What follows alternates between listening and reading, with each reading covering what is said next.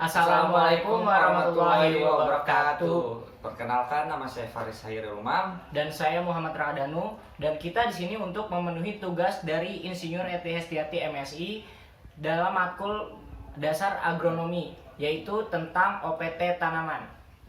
Pengertian hama pada tumbuhan. Hama ialah hewan yang mengganggu atau merusak tanaman sehingga pertumbuhan dan perkembangan pada tumbuhan terganggu. Hama bisa merusak tanaman secara langsung maupun tidak langsung. Gangguan atau serangan hama bisa terjadi sejak benih, pembibitan, pemanenan, hingga di gudang penyimpanan. Gangguan dan serangan itu bisa menghambat pertumbuhan dan perkembangan tanaman. Hama yang menyerang tanaman ada beraneka ragam.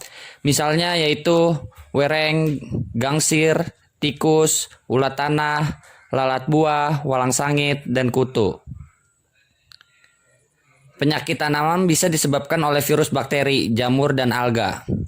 Macam-macam hama pada tumbuhan. Yang pertama, wereng.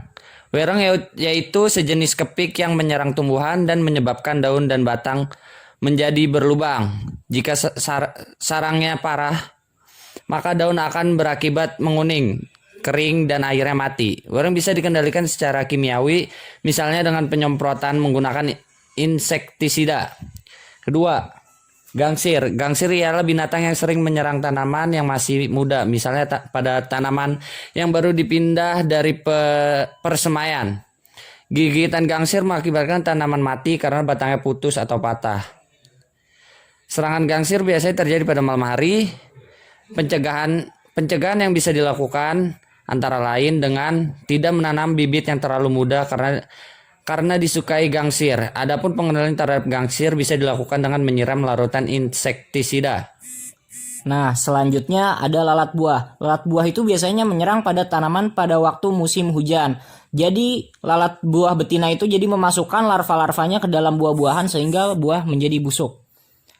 Bagaimana cara pengendaliannya? Pengendaliannya itu dengan cara sanitasi lingkungan dengan membersihkan semua buah yang rontok, pemangkasan pada perangkap berupa sekspiremon, penyemprotan insektisida secara berselang-seling. Penyemprotan ini dilakukan pada pagi hari ketika masih ada embun. Nah, selanjutnya ada juga walang sangit. Walang sangit adalah serangga hama tanaman padi. Jadi setiap bertelur serangga betina bisa menghasilkan 100-200 butir telur. Jadi telurnya itu diletakkan pada daun bendera tanaman padi. Nah, setelah menetas, telurnya menjadi nimfa yang berwarna hijau yang berangsur-angsur menjadi coklat. Nimfa tersebutlah yang menyerang buah padi yang sedang matang.